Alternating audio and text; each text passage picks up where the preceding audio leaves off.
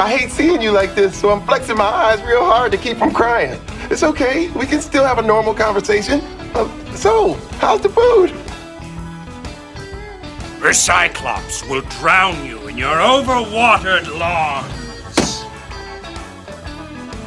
Oh, David. Could be worse. You guys could be a total power failure. Eat glass. It's the Al Travis Show. Loved having him on. He's Representative Tim O'Driscoll. Representative, how you doing today, sir? Good. Before we get started, I'm wondering if you're changing your format on the first of the year. Okay. And can I request a song and dedicate it to someone? Sure. If I can find it. What is that? No, I'm just giving you a bad time. I have very throwback, right? Yeah. What is the last time we ever heard that, right? It's like, I'd like to dedicate this Casey Kasem. Oh, back when times were a lot simpler and a lot easier. You know, simpler and nicer. I don't know about easier, because the kids today with their music, you can just buy one song at a time. Do you remember having to buy the cassette or the entire album? Didn't matter if all the others you had to buy. And if you wanted the 45. You bought the 45. Well, okay, now we're going way old school. Fine, you got the B-side too, fine. But my point is, if you're on the radio, are you listening to the radio and try to grab, take a copy of your song, record it? You'd hope all get out the radio was. I would never have done that, Al, because that would have been violating some kind of copyright or patent or something. I would never have engaged in that type of behavior. See, you say that, and I know you think of the law like this. I have no doubt that you have probably an unpaid Random House subscription where you got the 13 albums, pledging to buy albums for years from now, and you're 14. All of us had that. But my point is, the radio guy, you'd want to tape your song, you'd hear it coming up, and say, coming up next, coming up the thing, and you're ready to push play and record it, and you were praying that the announcer guy wasn't going to talk up the ramp of the song, that you got the whole thing. It was harder back then to do that. It's just harder. Or the other trick was coming up, or to cut to a couple ads before we did that, and that's like, shoot, now I got to reset my my recorder. Yeah. It was not easy times. Or so they tell me. I just, See, I this is how old I am, and it's just horrible. I remember, and I don't remember the song, but I remember there being kind of a plastic album, a record on boxes of cereal that you could take out, and then they'd spin on your little recorder. I mean, they were horrible records. I don't remember who did that. It was Count Chocula. Were square records. They were square records, and they were like single play, and they came on Sugar Smacks or something. Yeah, okay. Talk about a trip down memory lane. Thanks for starting that out. How was your 2025, 2026? How was your new year? It was great. The holidays are wonderful. Boy, I tell you what, it's the 9th of when we're talking today, it's the 9th of January, first 1/3 of the year. And my gosh, we've almost had enough events that could cover the entire year occurring in the first 10 days. Well, and yes, and we definitely need to talk about it. 10,000 point view here. This is just me. Oh, what did you do wrong there, Al? Hold on one second. Okay, I think I did anything wrong. We'll see here. Here's the problem. I don't want to go too far down this rabbit hole. Okay. Because it seems, as far as my X and my Facebook go, that we're all looking at the same one or two videos. Some are zoomed in or not. And everybody is diametrically opposed to what's happened, right? You see what you want to see in those videos. So to argue it and try to get it, I don't know how you win this. I am asking for folks here, and then I want your opinion on it. I want folks to wait. They're going to do a big investigation. There's going to be a big, huge investigation on this thing, and we will find out exactly what happened. I mean, I don't know how many camera views that are going to be there. We're going to find out. But I am going to say, this is me sticking my head out, stop spitting at cops. This thing yesterday, some 20-some people were throwing stuff at cops, snowballs, spitting at them, and getting arrested. Stop. Even if you think the guy who did the shooting was wrong, and he's a rogue guy, and whatever you want to go with, the others are guilty by association. Is that what we're going with? Just stop that. So now I've led the witness. Your thoughts on it, sir? I'm sorry.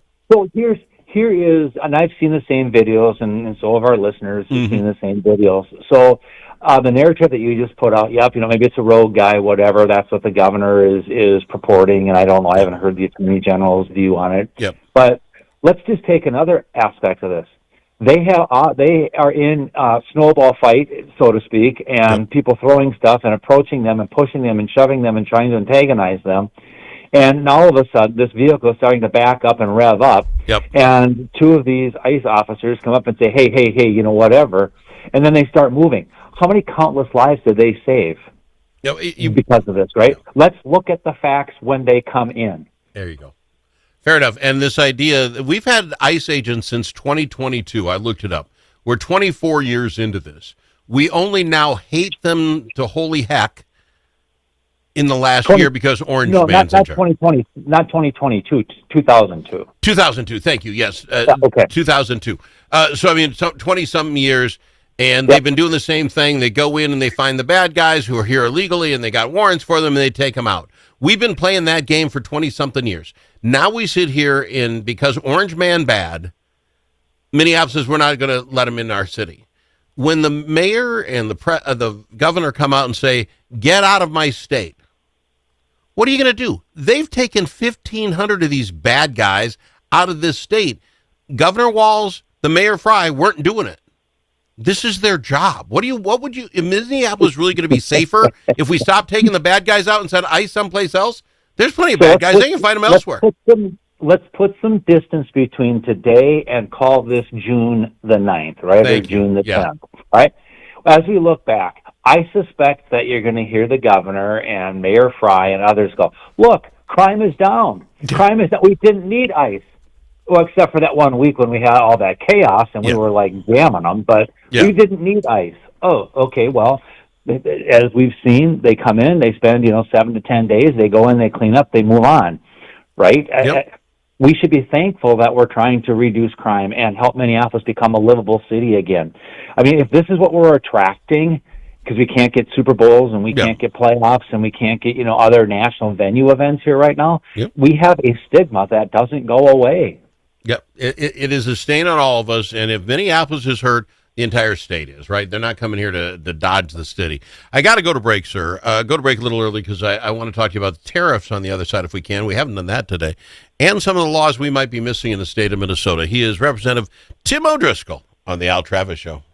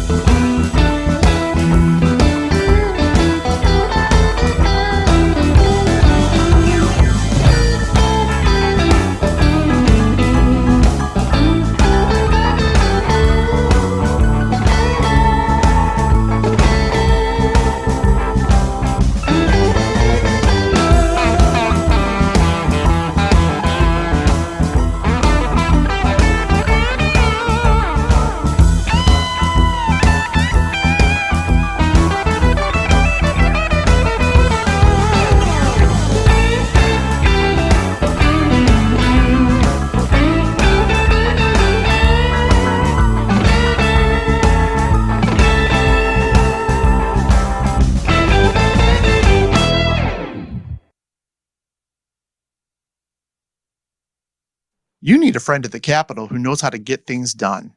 And you're in luck because that's exactly who we are, your friends at the Capitol, and we deliver results. At Momentum Advocacy, we bring decades of experience in lobbying, public affairs, and crisis communications. From local nonprofits to national corporations, we help you move policy, manage your media, and make your voice heard. We're not just seasoned pros, we're essential partners. Momentum Advocacy, your friends at the Capitol. Learn more at momentum-advocacy.com. There's never a good time for car trouble, especially when you've got places to be. Whether it's a mysterious rattle under the hood or just time for that routine oil change, you need a mechanic you can trust. That's where Jay's Auto in Blue Earth comes in. From strange noises to engine diagnostics, Jay and his team provide honest service at a fair price. They're proud to keep their neighbors on the road safely season after season. Don't wait for a breakdown. Stop at Jay's Auto today or call 525-1052. It's nice to know a guy that knows a guy. Al Travis.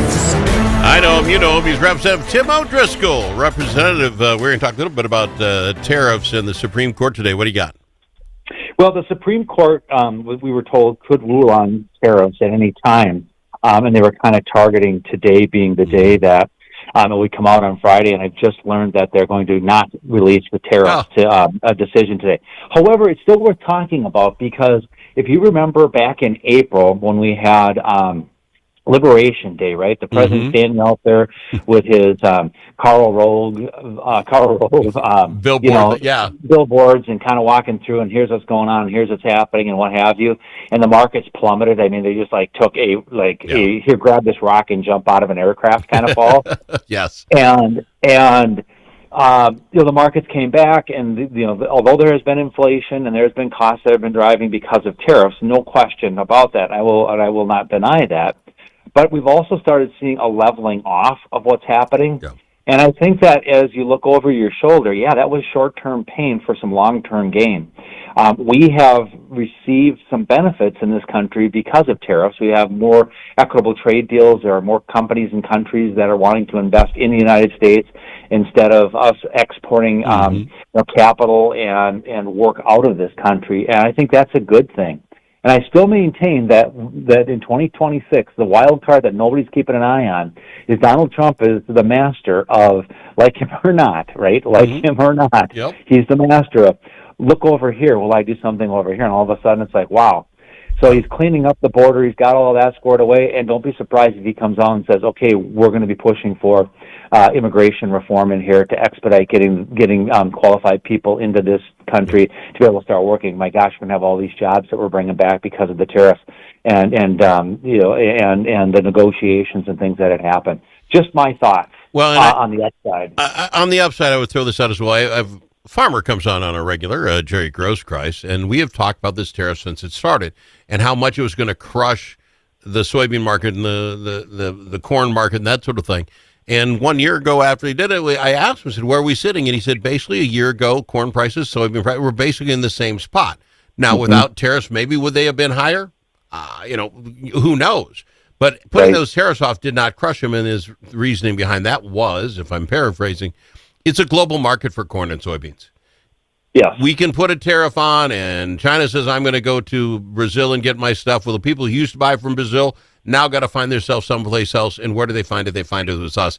It's a bigger market than that. Tariffs is not just going to throw everything off. That's according to my farm guy, and I'm just kind of paraphrasing, so I'll let it go with that. Good. I was going to say, so the downside of that is they come out and they say he had no business of doing that. And I think we see, grab him to the boulder, jump out of the plane, markets, because we don't know what's going to happen on that. And then as far as inflation and this whole thing, don't count out what's happening in Venezuela with the freeing up of those and that oil coming into the market.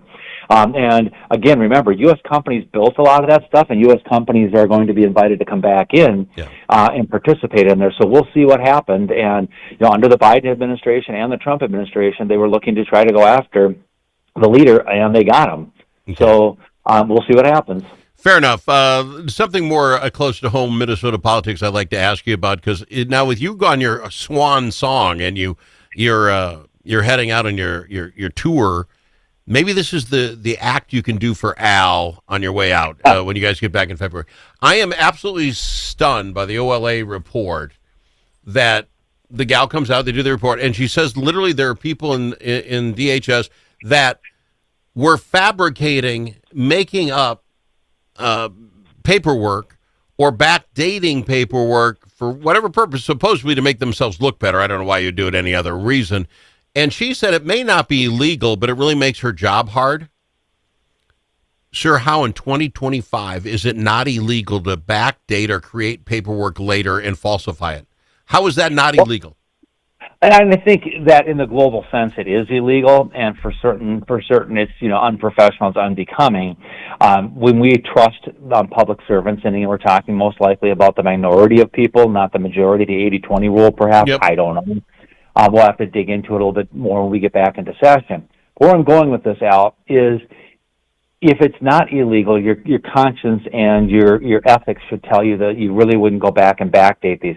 You're only doing it because you're helping to perpetrate some kind of a facade here. Mm-hmm. And if those people did it on their own, that's one thing. If they further up the food chain, they were told, here's how it's rolling down and you must do this, and they did it, that's another whole different question mark. And I think that this will end up getting ferreted out.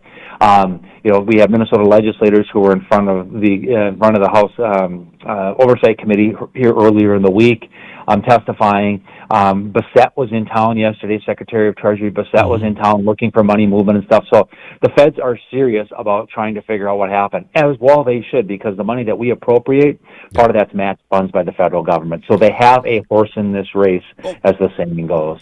Obviously, if we're not going to stop it, we need the federal government to stop it, because back to, again, the person currently in charge of that department came up after that OLA report and said, I was shocked. I did not know that was going on. You know what the right answer is? I'm making a phone call to the person underneath me. We're firing everyone who did it. And just fire them. And if they got to get sued by the state because you fired me just because I backdated crap, yep, I think that's reason to fire. They should have fired him. Well, and again, I want to know more. Just like we were saying in the last segment, Fine. With the shootings with ICE and stuff, let's wait. Let's let the investigation work itself out. I think we have to do that here as well. All right. Cooler heads tend to prevail. Let me throw one more at you. This is the OLA. Al didn't make this up. A DHS grant manager offered $672,000 in payments for 1 month to a company. Did not list what they did for that month, but they gave him $672,000. And a couple days later, quit the job and became a consultant for the same company. Yeah. How is that not illegal? What in the world are you talking about? You just gave him my money and now you're taking it for your salary next month? So these are the kinds of things that you're seeing, not only with the situation you're citing, but like in Congress right now about the insider trading. Well, it's not illegal for Nancy Pelosi at all to be able to know and to trade and to react on these kinds of things. We have always been, since I've been in the legislature, trying to hone in and be more transparent about how this process works. If you're awarding a contract and then you're having a meeting and you come back the very next Monday and go, oh yeah, here's my 2-week resignation, less if I can get away with it. What are you going to do? Well, I'm going to go to work for the company I just gave money to. That doesn't smell quite right. That does not pass smell test. But this is back to law. So this is, and I'm sorry, but I'm just tired of the fraud and all this and people being able to do stuff like this. Here's the law, sir, and it's very easy. Al's law. If you are either hired by the state of Minnesota or voted in an office in Minnesota, you are no longer for the rest of your life allowed to work for anybody you had any contact with in your professional life in Minnesota. You know what? Because and then it's just illegal. And then you know what will happen? Some people won't join because this guy wouldn't have got the great parachute or whatever he's getting. Maybe he wouldn't work for us. But you know what? We'll find somebody who's willing to live by those rules. I'm working for the the government. They're paying me fine. They give me bennies. I don't have to cheat the system. I want those people. Well, let me tell you that there are a lot of folks who have their professional career on the public and the private side as a part of that. And I don't know that it's fair to people to say, well, we're going to put restraint of trade. If you come in and you work one day for the government, you're banned from being involved in any of only with the people you were involved with. If you signed off a payment for $672,000, you can't work for them the rest of your life. And I'm not justifying it. I'm just trying to bring balance. I know you're just trying to be the good guy here, and I got to get this fixed somehow, or my head's going to explode. But here's the deal: what constitutes working with the team that you were on? They were working with it, but you didn't have any direct input in it, or is it that the state of Minnesota, you were an employee in the state of Minnesota? Being you can involved. work out the details. I'll sit with you. We'll work them out over a beer and a cigar because we can come up with the answers of this. And if we get it wrong, we'll fix it. But we're going to start really strict first, and we'll work ourselves backwards. I got to fly. I'm out of time, my friend. Appreciate you being on. You too. He's Representative Tim O'Driscoll.